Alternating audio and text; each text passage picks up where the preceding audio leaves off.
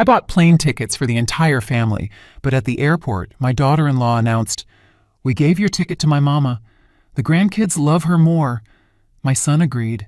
I nodded silently and walked away, and a minute later, I did something that made them beg me to cancel their trip. Friends, before we dive into this story, I have a small request. If you appreciate true life stories and justice, please subscribe to the channel and hit the like button. And write in the comments which city you are listening from. I am always interested to know how far my words travel. Happy listening.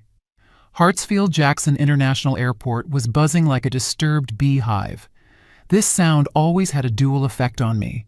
On one hand, the anticipation of flight.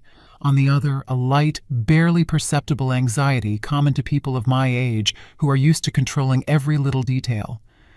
I stood slightly away from the check-in counter, clutching a leather folder with documents to my chest. Inside lay 5 passports and printouts that had cost me half a year's profit from my modest investments. The Maldives, Azure Bay, not just a hotel, but a private, closed club resort. I had been planning this for 6 months. Officially, it was a gift to my grandchildren for the holidays. Unofficially, it was my jubilee. 65 years old, I didn't want feasts, toasts, and the fake smiles of distant relatives. I wanted the ocean, silence, and my family beside me. I paid for everything: business class flights, the seaplane transfer, an overwater villa with a private pool. I wanted Sterling, my son, to feel like a king, and his wife, Valencia, to finally stop complaining about being tired. But now, standing under the cold light of the terminal, I felt the air around us turn heavy, like before a thunderstorm. Sterling stood a few yards away from me, buried in his phone. He shifted nervously from foot to foot, constantly adjusting the collar of his shirt.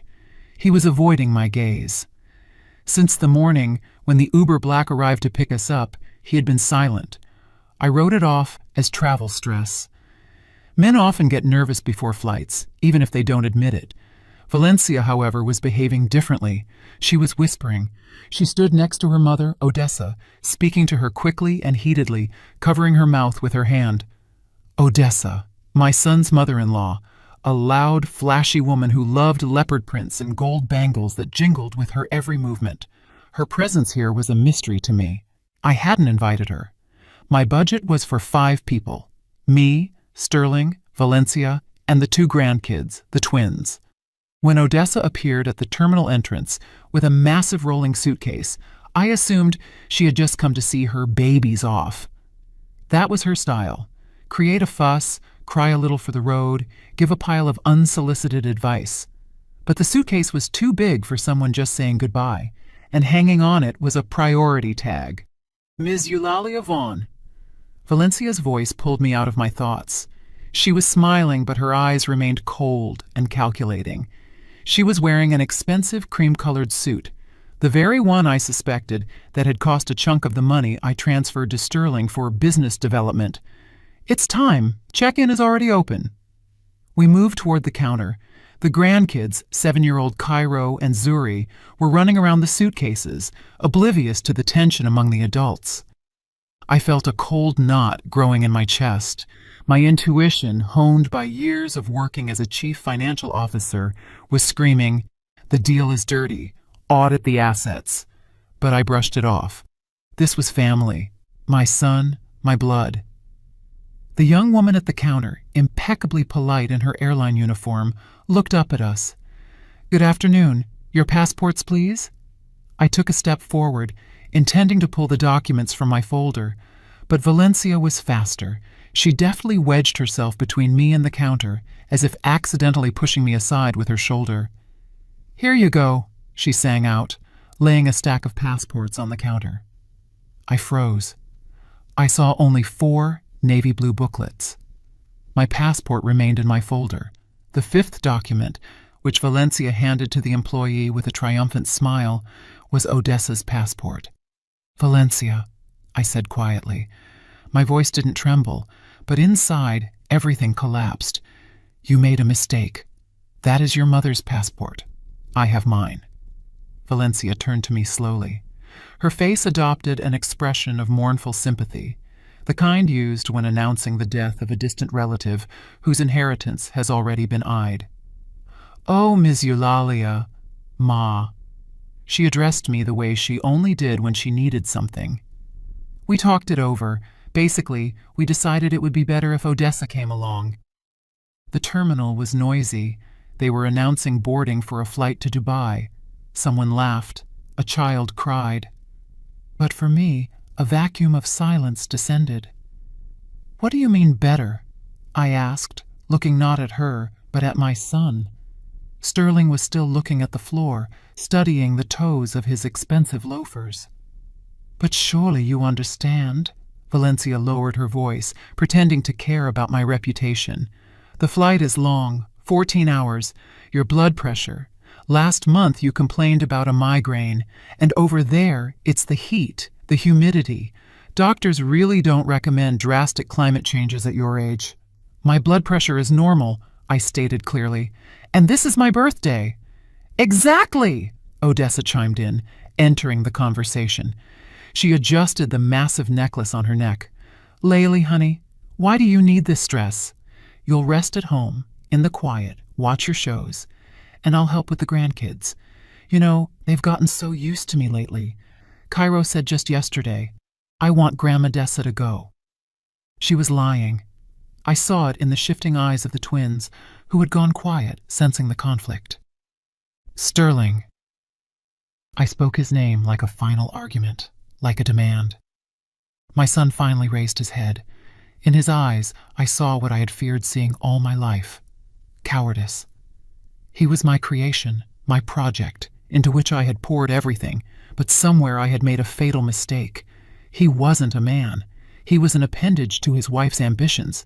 "Ma, come on," he mumbled, shrugging his shoulders. "Val is right. It'll be hard on you and Odessa. She's more energetic, and the kids have more fun with her. Don't be offended, okay? We'll bring you a souvenir. It's just going to be better for everyone this way. For everyone." I looked at them. At Valencia, barely suppressing a triumphant smirk. At Odessa, already mentally trying on a swimsuit at my villa. At Sterling, who betrayed me for peace in the bedroom. They had planned it all. They knew I would pay for the tickets. They knew I wouldn't make a scene in a public place.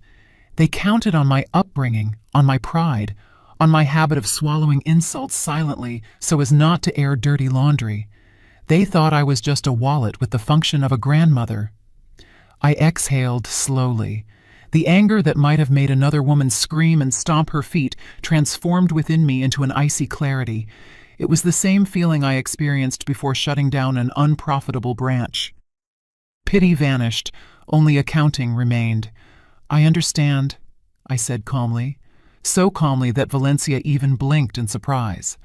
I opened the folder and took out the printouts: hotel reservations, transfers, insurance, the entire package of documents without which their trip would just be a walk around the airport. "Here are the vouchers." I placed the papers on the counter next to Odessa's passport. "Since you've decided everything, I won't get in the way." "You're a miracle, Ma." Sterling exhaled with relief and even leaned in to peck me on the cheek, but I took a barely noticeable step back. "Have a good flight," I said. I turned and walked toward the exit. I heard Valencia giggle behind my back. "See, I told you. She'd understand everything. Old folks need their rest." I walked through the crowd. My back was straight as a guitar string. The glass doors parted before me, letting in the cool Atlanta air. I didn't call an Uber. Instead, I took out my phone. In my contacts, I found a number I hadn't used in about 3 years. "Mr. Abernathy, personal banker." Call. "Ms. Vaughn?" A surprised, slightly raspy male voice answered. "Didn't expect this. Glad to hear from you." "Hello, Julian," I said, watching another airliner take off into the sky above ATL. "Do you remember we discussed the golden parachute protocol in case I decided to abruptly change the family asset management strategy?" "Of course I remember, but you said that was an extreme measure." "The time has come, Julian. Initiate the protocol." "Yes, immediately." They are going through passport control right now. I ended the call and smiled for the first time in that hour. Truly smiled. I didn't go home. Instead, I went up to the second floor of the terminal, to that bar with panoramic windows where business people usually kill time before long trips. I took a table right by the glass. From here, the airfield was in full view, a huge mechanism gridlocked with lights where every screw knew its place. Unlike my family. "Double Hennessy," I told the waiter who approached. He glanced briefly at my severe gray coat, nodded, and vanished. I watched as the huge jet, carrying my son, my daughter-in-law, and her triumphant mother, slowly taxied to the runway. They were probably already unfastening their belts, anticipating champagne. Sterling most likely stretched his legs into the aisle. He always did that, believing rules were written for economy class. The waiter placed the snifter before me. The amber liquid swayed, catching the glint of the airfield lights. I took a sip. The warmth spread through my chest, but didn't melt the ice crystal that had formed there half an hour ago. I took out my phone. The screen lit up, reflecting in the glass. The Private Capital app loaded instantly, greeting me with a black minimalist interface. For years, I lied to myself. I called it support, a startup, help for a young family. I let Sterling think his consulting firm was a successful business. But the only client of that firm, in essence, was me. I ran fictitious consultations through his accounts, paid for non-existent reports, just so he would feel like a man, a provider. His platinum card was linked to my main account. He never saw the real bills for the apartment, for the grandkids' private school, for the lease on his black SUV. I wasn't a mother. I was an ATM with a heartbeat. And today, this ATM decided to close for maintenance. My finger hovered over the Family Access Management icon. 2 names were listed there, Sterling Vaughn and Valencia Vaughn.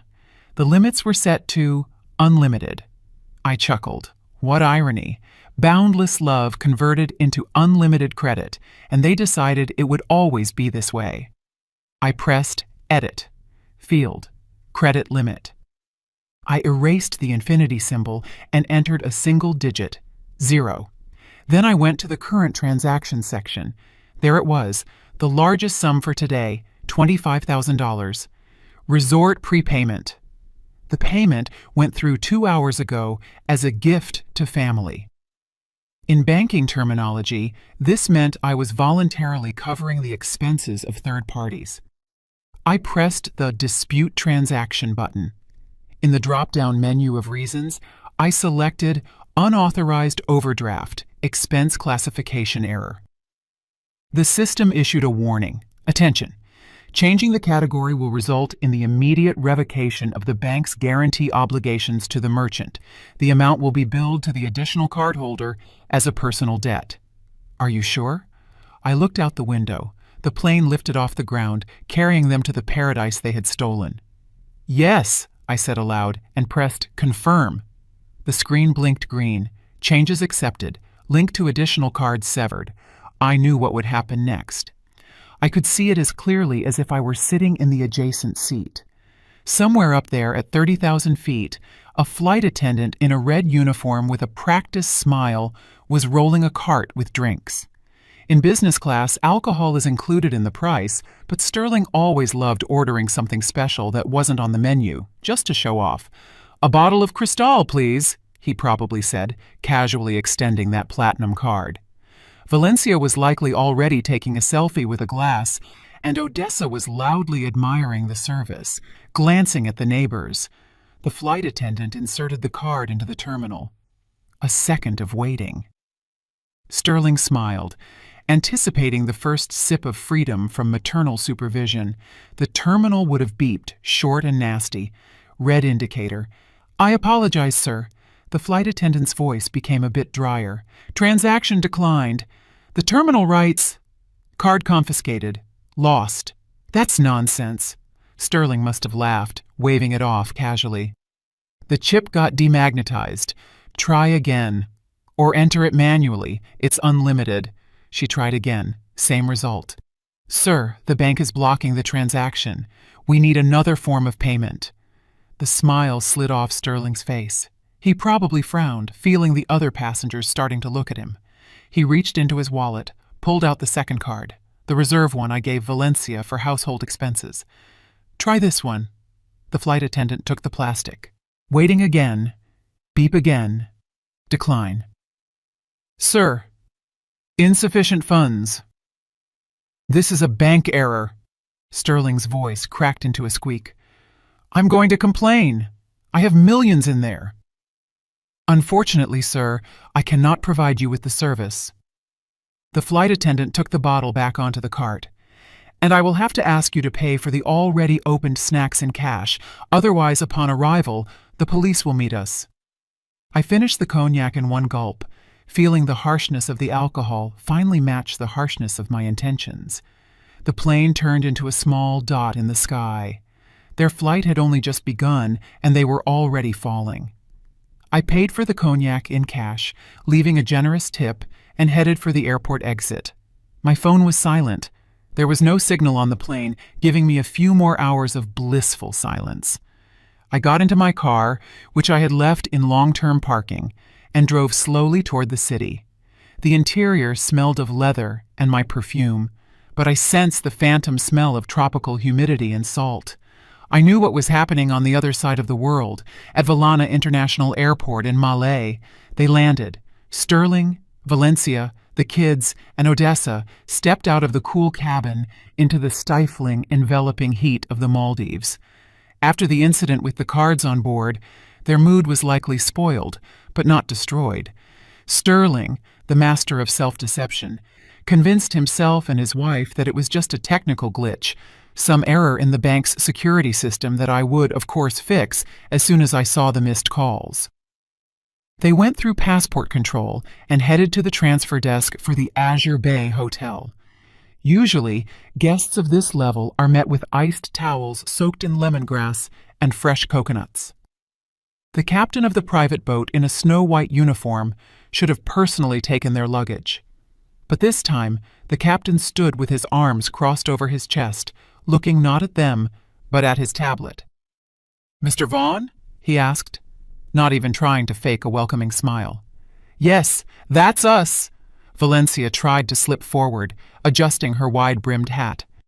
"We had a terrible misunderstanding on the plane, but we are so glad to finally—" "Your reservation is canceled," the captain interrupted her, not looking up. A pause hung in the air. The noise of arriving tourists, the lapping of water against the pier, everything suddenly became deafeningly loud. "What do you mean canceled?" Sterling tried to give his voice authority, but it came out pathetic. "Do you know who my mother is? Eulalia Vaughn. The owner of the primary account, Madame Eulalia, revoked the authorization 40 minutes ago."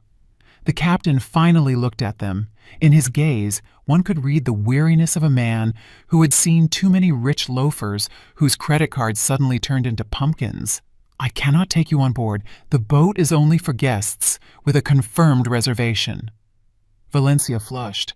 Her face went splotchy red, contrasting with her white linen dress. "You have no right!" she shrieked, attracting the attention of the line.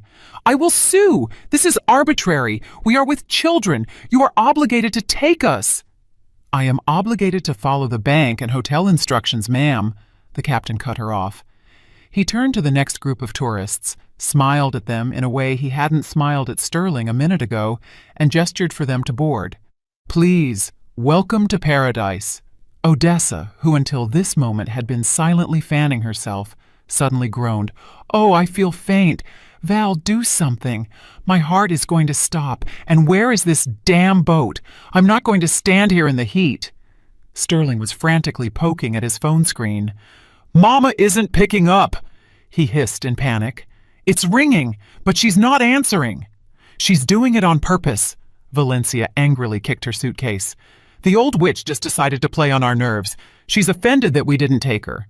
Whatever. She'll pout for a bit and turn the money back on. She'll get bored without us in an hour." Sterling wiped sweat from his forehead. "Okay, stay calm. It's just a glitch or her whim. We'll get to the hotel ourselves and sort everything out at the reception. The manager knows me." He looked around, searching for an alternative. The luxurious speedboats of other hotels were departing one after another, whisking away happy tourists. For them, only one option remained. Over there! Sterling pointed to a shabby pier off to the side, where locals and backpackers were crowded. Water taxi. This wasn't a high-speed boat with air conditioning and champagne. It was an old ferry smelling of diesel and fish. Wooden benches, peeling paint, and cramped quarters. I am not sitting in that, Odessa declared, scrunching her nose in disgust. We have no choice, Mama, Valencia barked at her. Get in or stay at the airport. They loaded onto the ferry under the scorching sun. Valencia broke a nail trying to drag her mother's heavy suitcase on board because porters weren't provided here. The grandkids whined, demanding water and a bathroom. Sterling sat squeezed onto a hard bench, praying that no one he knew would see him in this tub. An hour and a half of shaking over the waves. Sprays of salt water flew into their faces, ruining Valencia's blowout and Odessa's makeup.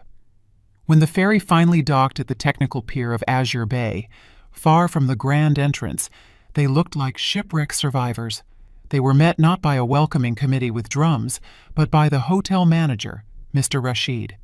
He held a folder, and his demeanor was strictly business. Mr. Vaughn, he nodded dryly, we didn't expect you on this flight, but since you've arrived— Rashid! Sterling rushed to him like a lifeline. Thank God! There's some monstrous mistake with the bank. Mama mixed something up. Give us the keys to the villa. We'll check in, shower, and then I'll settle everything with the payment. Rashid didn't even move. He opened the folder and took out a sheet of paper. I'm afraid that is impossible, sir, since the corporate club member, Miss Eulalia Vaughn, is not personally present at check-in. The conditions of your reservation are void. The friends and family discount is no longer valid. What? Valencia froze. What difference does it make if she's here or not? A huge difference, madam. It is a condition of the contract. Without her, you are regular guests off the street, and considering the high season— Rashid paused as if savoring the moment. The accommodation cost has been recalculated at the current rate. That is $3,000 a night. Payment up front for the entire stay. 3,000? Odessa's eyes popped out. That's robbery. And one more thing, Rashid added, ignoring Odessa's wails. Your overwater villa has already been given to other guests who made a prepayment. We have only 2 standard rooms left with a view of the garden, next to the generator. Sterling went pale. He stood on the pier in a shirt soaked with sweat, listening to the hum of the generator in the distance, and for the first time, it seemed, began to understand that this whim of his mother's might cost him much more than just a spoiled mood. But we don't have that kind of money with us, he whispered. Rashid smiled politely but coldly. Then I can suggest you wait for the return ferry. It will be tomorrow morning. At that moment, I was parking my car at my home in Buckhead. The silence of the suburban evening was exactly the medicine I needed. I knew the phone in my purse was about to start exploding with messages, but I wasn't in a hurry to take it out. First, mint tea and repotting the ficus. It had been cramped in the old pot for a long time, just like me. I entered my empty house, kicked off my heels, and felt the hardwood floor cool my feet. It was a pleasant sensation, the feeling of a home that now belonged only to me. No childish screams, no complaints from Valencia, no TV eternally turned on by Sterling. I went into the kitchen, put the kettle on, and took out a bag of soil. The ficus in the corner of the living room truly looked depressing. Roots were already protruding, demanding freedom. While the kettle was boiling, I took the phone out of my bag. The screen lit up, illuminating the semi-darkness of the kitchen. 37 missed calls, 12 voicemails, and an endless string of texts in the messenger. I opened the chat with Valencia. The messages flowed in a continuous stream of hysteria, all caps with a bunch of exclamation marks. Mama, what are you doing? They won't check us in. They want $40,000 deposit. We don't have that money on the cards. You blocked everything. The kids are crying. Mama, you are torturing the grandkids. Pick up the phone immediately. Odessa is having a heart attack. I chuckled. A heart attack hadn't stopped Odessa from demanding the business lounge an hour ago. I took a sip of tea, then opened the photo gallery on my phone, found the photo of the contract I signed 6 months ago when buying the tour. That specific clause in fine print on the third page. I took a screenshot, circled the phrase non-refundable and non-transferable in red marker, and sent it to Valencia, followed by a short message. Sweetie, the ticket was in my name. You decided to use it differently. Now you manage your vacation yourselves. Have a pleasant evening, sweetie. I put the phone down, but not to calm down. I was just getting started. The ficus would wait. Now I needed to uproot larger weeds. I sat at my laptop. I knew the password to the family cloud by heart, although Valencia was sure I didn't even know how to use it. To them, I was a grandmother with a flip phone soul, even though I was the one who set up their entire home network. In the Documents folder, I found what I was looking for. Scanned copies of property deeds, an office in Midtown Atlanta, 1,200 square feet. A prestigious business center, panoramic windows, oak furniture. Sterling called it the headquarters of his consulting empire. He loved bringing friends there, treating them to whiskey and discoursing on market trends. But in the owner column stood my name, Eulalia Vaughn. I bought this office 5 years ago. When Sterling decided to start his business, I put it in my name, telling my son, "Let this be your insurance, but legally it's safer this way." He didn't even argue then. He was too busy choosing a leather director's chair. Next to it lay the scan of the title to his black Escalade, also mine. I opened my email. A letter to my attorney was already sitting in drafts. I attached the documents and pressed send. The text was short and dry. Dear Mr. Roberts, please prepare documents for the transfer of ownership of the property at address and the vehicle to Real Estate LLC for subsequent urgent liquidation.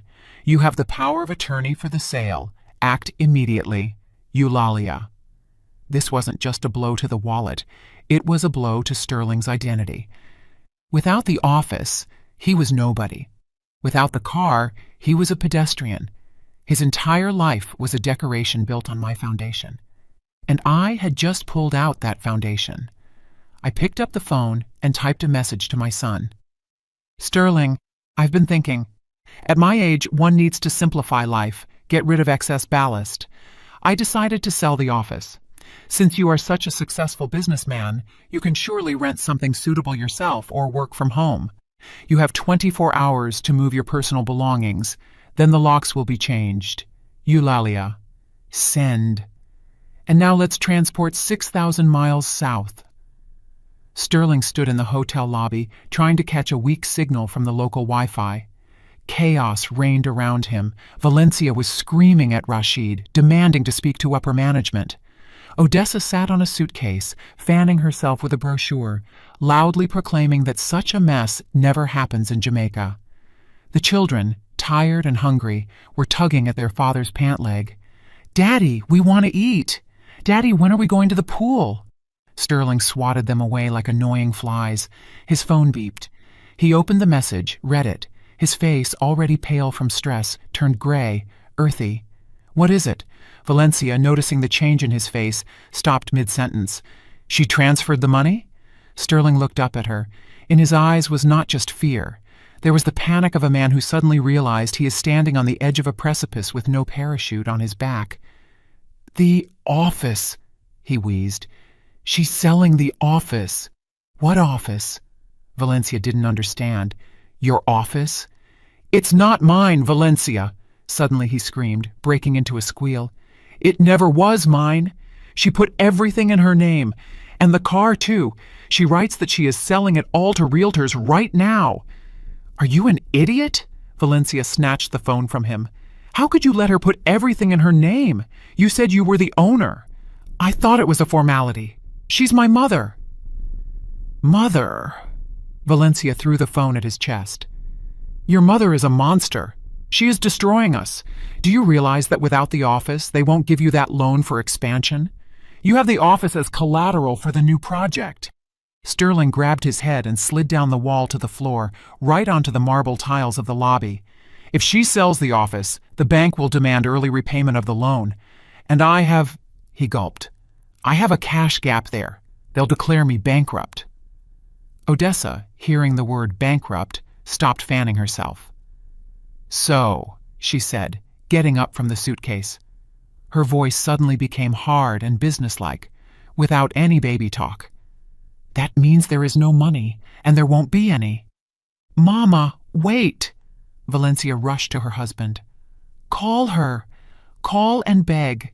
Say anything. Get on your knees. Record a video. Let her stop the sale." Sterling pressed the call button with trembling fingers. The rings were long, drawn out.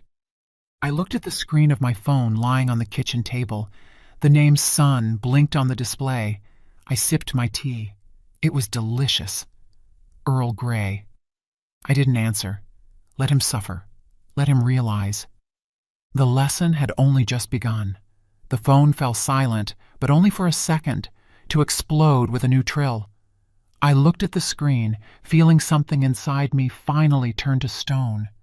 Valencia called, then Sterling again, then an unknown number, evidently Odessa. I turned off the sound, flipped the phone screen down, and returned to repotting the ficus. Hands in the earth, the smell of dampness and peat. This was soothing.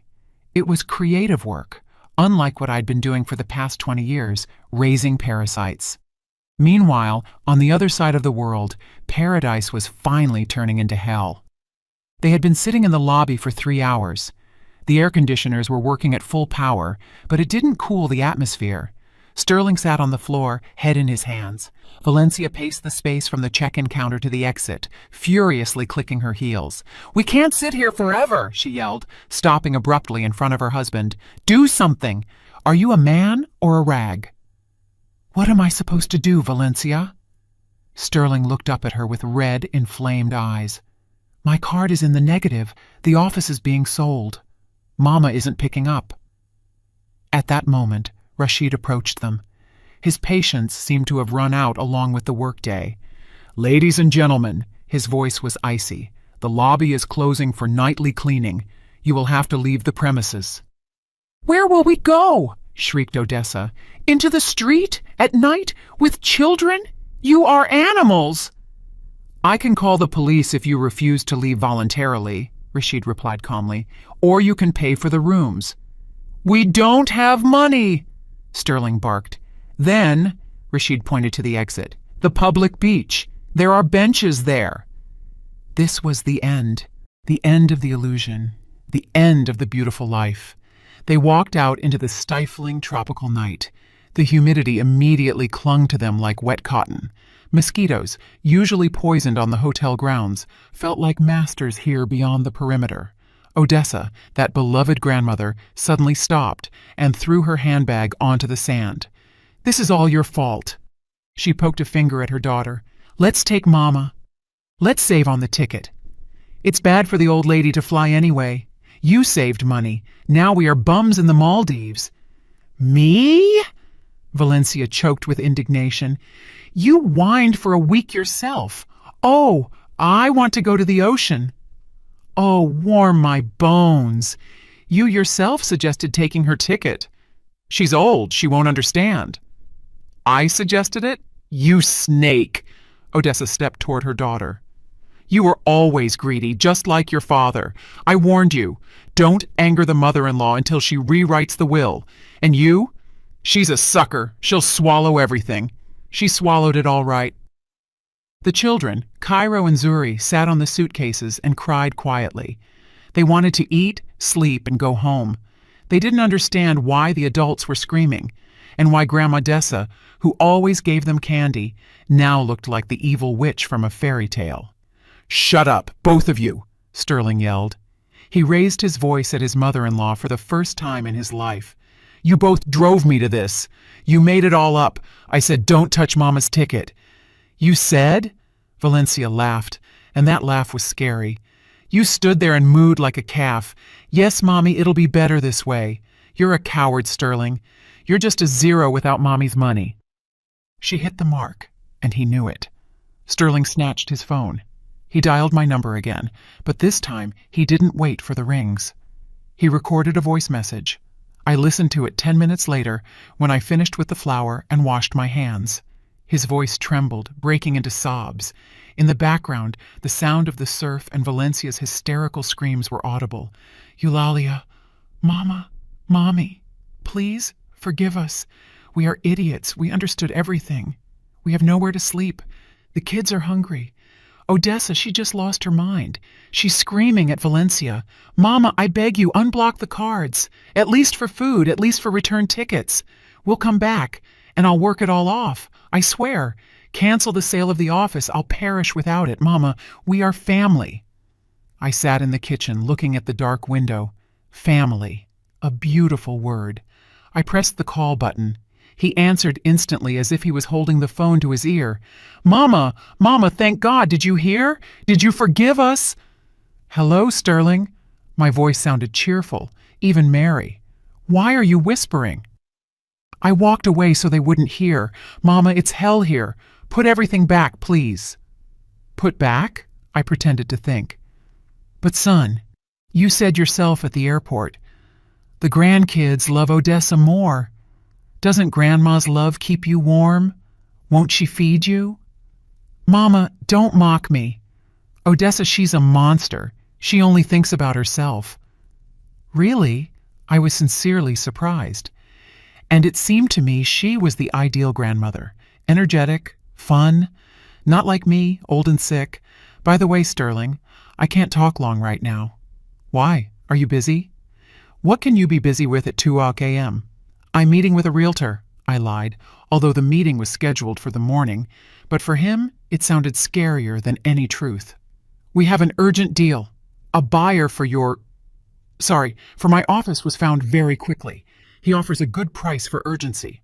No, Mama, no, don't sell. This is the end. This isn't the end, Sterling. This is the beginning of your independent life. You always wanted to be independent. Here is your chance. Mama, how will we get back? We don't have return tickets. You canceled them. Well, Odessa is an inventive woman. Let her come up with something. Maybe she can sell her gold trinkets. They are heavy, surely. Mama. Good night, son. Or good morning. I got confused with the time zones. Oh yes, say hello to Valencia.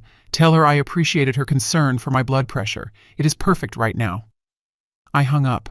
My heart beat evenly. My hands didn't tremble.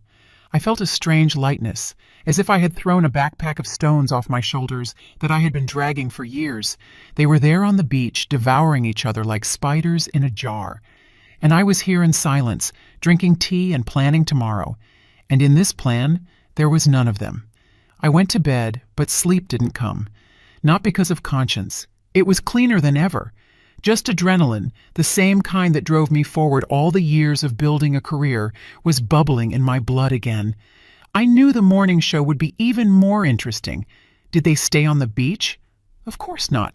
Pride is pride, but mosquitoes and dampness quickly knock the arrogance out of you. They found the cheapest motel in the airport area, a dirty flop house with a fan instead of air conditioning and roaches the size of a finger. I found out about this because Sterling sent me a photo of their dinner. Styrofoam cups with hot water and instant noodles. In the background, on a sagging cot, sat Odessa with the expression of a deposed empress.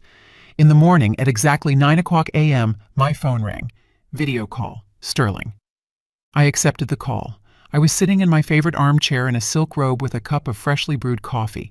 Light jazz music was playing in the background. On the phone screen appeared a picture that would make any maternal heart tremble. Any, but not mine. Not today. Sterling looked terrible, unshaven with bags under his eyes and the same wrinkled shirt. Next to him, squeezing into the frame, sat Valencia. Her face was swollen from tears, but her eyes burned with an angry, determined fire. Miss Eulalia, Valencia began, not even saying hello. Her voice trembled, but she tried to keep her composure.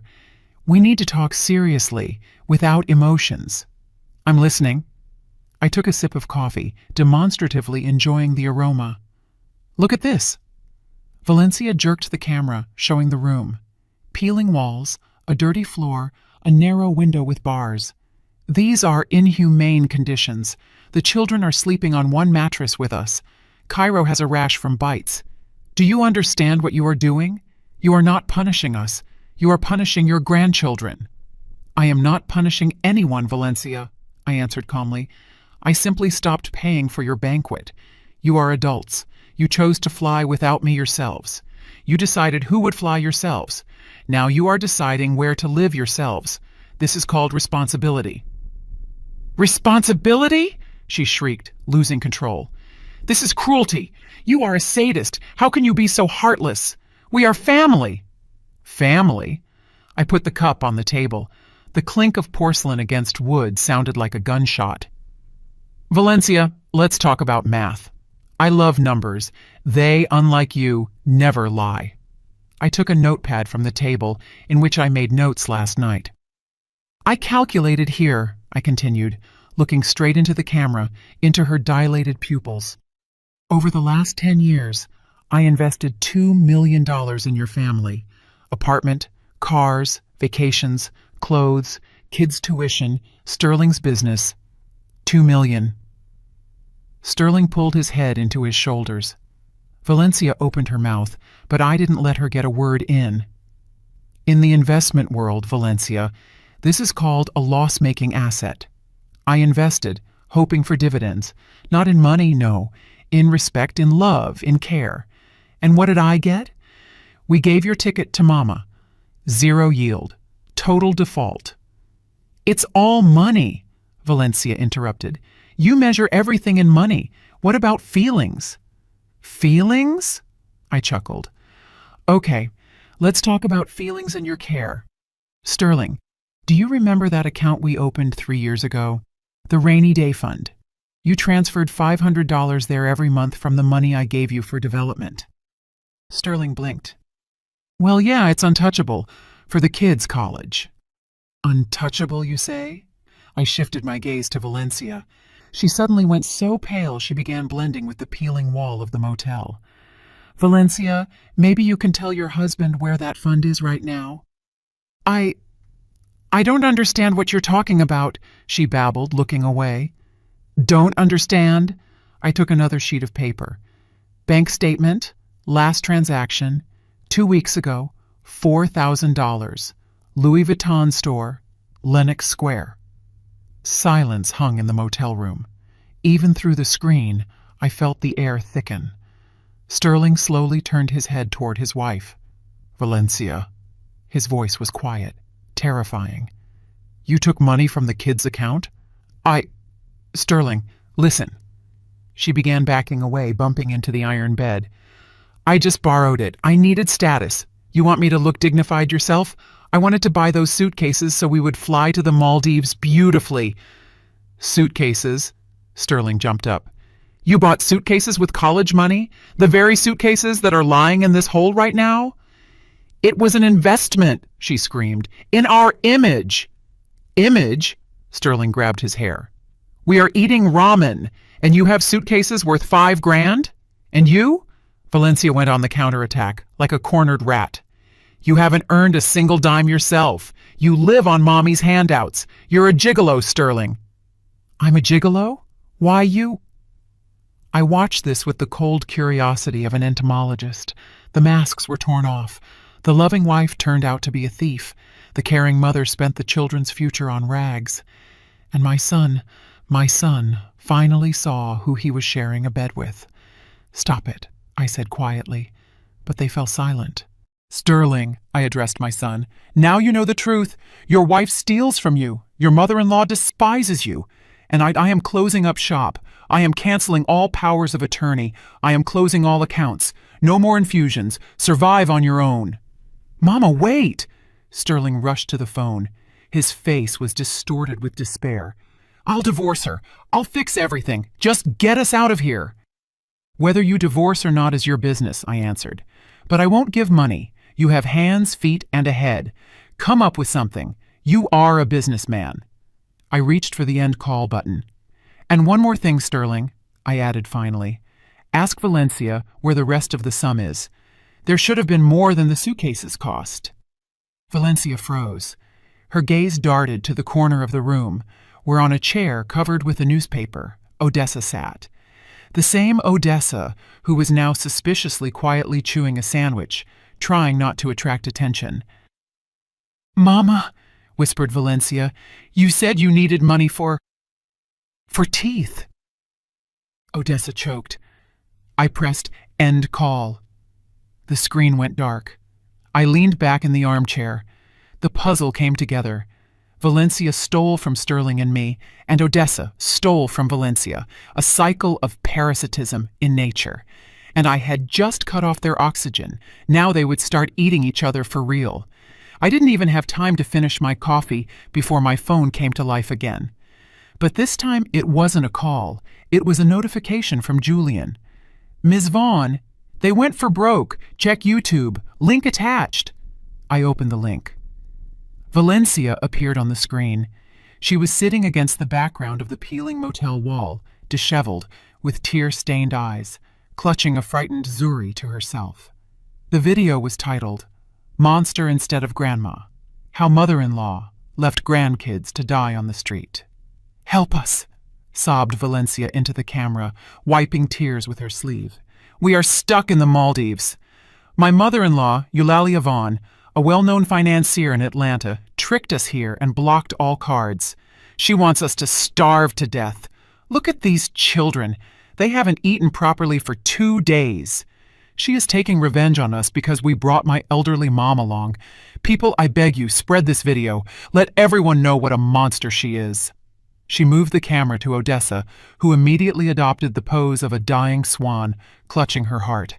I just wanted to see the ocean before I die, croaked Odessa, and she destroyed us. The video had already gathered 10,000 views. Comments poured in like hail. Horror, punish the witch, poor babies. I felt blood rush to my face. Not from fear, from fury. They decided to play dirty. They decided to use children as a shield. They thought public opinion would force me to surrender. They forgot who I am. I am not a dandelion grandmother. I am a CFO who survived the corporate wars of the 90s. I know how to take a hit. I dialed Julian.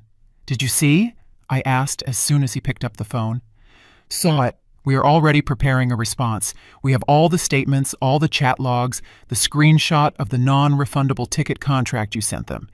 And by the way, the footage from the airport cameras where Valencia hands over your passport. I know the head of security there. He helped. Publish it, I said. Everything with numbers. Let people see not emotions, but accounting. An hour later, Julian posted a response video on my former firm's official page and sent a press release to all major blogs like The Shade Room that had managed to repost Valencia's hysteria. The headline was simple: The Price of Free Cheese Expense Report. There were no tears in the video. There were dry facts, slides with bank statements. Son's family monthly allowance, $5,000. Purchase of tickets to Maldives, $15,000. Gift. Attempted ticket theft at the airport. Video fact. Theft of money from children's account by Valencia Vaughn. Handbags, cosmetics, $4,000. And the final chord. A screenshot of my message to Sterling proposing to sell the office, to which he responded with curses. The bombshell effect was instantaneous. Commentators who an hour ago wished me death now turned their pitchforks in the other direction. So she's a thief. Granny Odessa is faking it, living it up on grandkids' money. Ms. Vaughn, you are a saint for tolerating them so long. Kick them to the curb! Meanwhile, in the motel in the Maldives, the final scene of this tragicomedy was playing out. Sterling, inspired by despair, tried to hack into his business security system to withdraw at least some money from the company accounts. He hoped I hadn't managed to block everything. He sat with the laptop on his knees, sweaty, with a wild look. Come on, he whispered, entering the admin password. The screen blinked red. Access denied. Account blocked by Founders Initiative. Administrative investigation underway regarding attempted unauthorized access. No! He punched the keyboard. Keys flew in all directions. She closed everything! Everything! Valencia, who was reading new comments under her video, dropped her phone. They hate us, she whispered. Sterling, they are writing that I am a thief. They are writing that Odessa is a scammer. Odessa, hearing her name, suddenly stopped feigning a heart attack. She got up from the bed. Her face was calm and focused. She went to her suitcase and started quickly looking for something in a hidden pocket. "Mama?" Valencia looked at her with hope. "Do you have a plan?" "I do," grumbled Odessa, pulling out a thick envelope. She opened it. Inside lay a stack of $100 bills, a thick, hefty stack, the very money Valencia had borrowed from the kids' fund and given to her mother for safekeeping, plus what Odessa had saved over years of living at my expense. "Money!" Sterling's eyes lit up. "Odessa, you saved us! How much is there? Enough for tickets for everyone?" Odessa looked at her son-in-law, then at her daughter. In her gaze, there was neither love nor pity, only the cold calculation of a survivor. "There's 3,000 here," she said. "Just enough for one economy class ticket, the nearest flight. For one." Valencia froze. "Ma, but there are 5 of us. We'll buy for the kids." "No," Odessa interrupted her. She zipped up her purse and hid the envelope in her bra. "You'll buy for the kids yourselves. You are young, you'll earn it. And I am an old woman. It's bad for me to worry. I am flying out." You are leaving us?" Valencia couldn't believe her ears. "Mama, you are abandoning the grandkids? You screamed that you loved them more than life."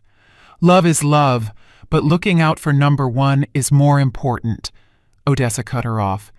"And anyway, Valencia, this is all your fault.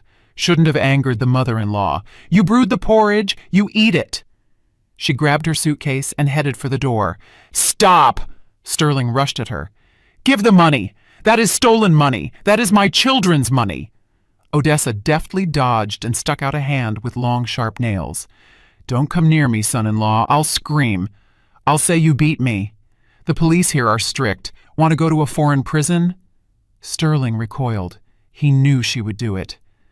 Odessa walked out of the room, slamming the door. A minute later, they heard her haggling with a taxi driver on the street. Valencia slid down the wall to the floor and howled. Not cried, howled like a beaten dog. Sterling stood in the middle of the room, looking at the closed door, and realized that the bottom, which he thought they reached yesterday, turned out to be false. The real bottom was here.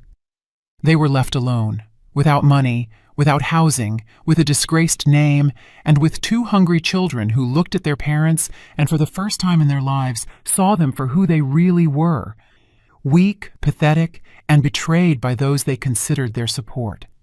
And at that time, I was looking at the laptop screen where the reputation index graph of my family collapsed into the negative zone, and I didn't care. I was already booking myself a table at a restaurant for 1. 2 weeks passed. I stood at the Atlanta airport terminal again. But this time, the air seemed different to me. It didn't smell of anxiety and obligations, but of expensive perfume and freedom. I was wearing a snow-white pantsuit and a wide-brimmed hat, hiding my eyes from curious glances. Next to me stood not a brood of capricious relatives, but a neat carry-on suitcase.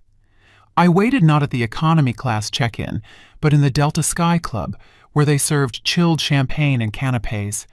Around me sat similar women, silver travelers, a club I found by chance, browsing the internet that very evening of reckoning. Independent, accomplished, free from family anchors. We were flying to Tuscany for wine tasting and painting lessons. My phone beeped. I took it out of my purse, a message from Sterling.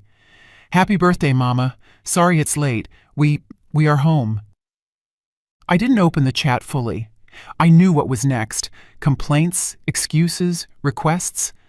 I knew their history in detail from Julian, who monitored the situation to ensure my name would no longer be tarnished. They returned 3 days ago. They had to take a loan from some shady payday lender at insane interest rates because normal banks refused Sterling due to a ruined credit history. Thanks to me and my administrative measures, they bought the cheapest tickets with 3 layovers, flew for 2 days, slept in airports on the floor. Now they lived in a rented 2-bedroom in Stone Mountain. My house, that big, bright one where everyone had their own room, was listed for sale, and a buyer had already put down a deposit. I transferred the money from the sale to my Swiss pension fund. Valencia got a job as a receptionist at a beauty salon, not in Buckhead, but somewhere on the outskirts. She had to file off her manicure. Sterling, my successful businessman, worked as a sales associate at a firm installing windows. He had to learn to talk to people not from a position of power, but from the position of the customer is always right. It was a cruel but necessary school. Odessa? Oh, she safely flew back to Atlanta, locked herself in her apartment, and changed the locks, declaring to her daughter over the phone that she wouldn't let losers on her doorstep. She spent the money stolen from the grandkids on a spa retreat in Florida. I looked at my son's message.